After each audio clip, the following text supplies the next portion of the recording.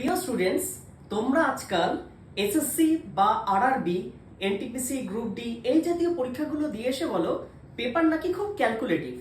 Paper হয়তো calculative, কিন্তু সেই ক্যালকুলেশন যদি আমরা ট্রিক্সের মাধ্যমে সমাধান করে তাড়াতাড়ি চটজলদি করতে পারি।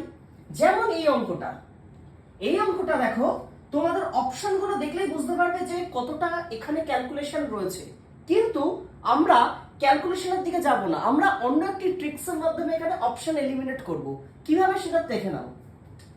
এখানে বলেছে a plus a equals to 7√3, আমাকে টু দি পাওয়ার 6 এর অর্ডারে জিজ্ঞেস করছে। তাহলে আমি কি করব, যখন টু দি পাওয়ার 6 এর অর্ডারে জিজ্ঞেস করছে আমাকে a স্কয়ার প্লাস 1/a স্কয়ারের ভ্যালু বের করতে হবে। কিন্তু আমরা পুরো ভ্যালুটা না বের করে এখানে ইউনিট ডিজিটের মাধ্যমে অঙ্কটা সলভ করব।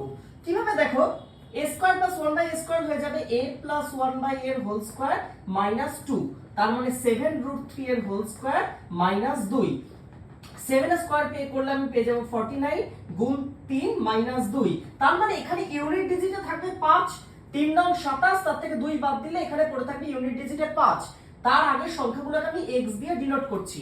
এবার আমাকে টু দি পাওয়ার 6 এর অর্ডারে বের করতে হবে। তো a to the power 6 plus 1/a to the power 6 তোমরা সবাই জানো, এটা দাঁড়ায় x square plus 1/a square এর whole cube minus 3 times of a square plus 1/a square. তাহলে এক্ষেত্রে আমি দেখতে পাচ্ছি এখানকার যে ভ্যালুটা তার ইউনিট ডিজিট হলো 5, তার কিউব করব 3 টাইমস অফ সেই সংখ্যাটাকে 3 দিয়ে মাল্টিপল।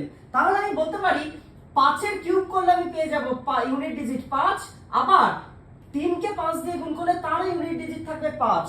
তাহলে ইউনিট ডিজিট যদি দুটো নম্বরেরই 5 থাকে এবং তাদের মধ্যে ডিফারেন্স বের করতে বলে, তাহলে অবশ্যই যে নাম্বারটা পাবো তার শেষে শূন্য থাকবে।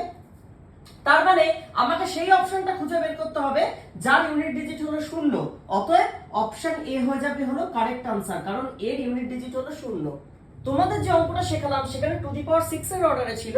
এখানে তোমাদের একটা অ্যাসাইনমেন্ট দেওয়া হচ্ছে যেখানে টু দি পাওয়ার 8 দেওয়া। তোমরা চারটি অপশন তোমাদের দেওয়া হলো, তোমরা সঠিক কোনটা দেখে উত্তর কমেন্ট বক্সে জানাও। ভিডিওটা ভালো লাগলে থাকলে শেয়ার করো, লাইক করো, আর অবশ্যই চ্যানেলটা সাবস্ক্রাইব করে রাখো।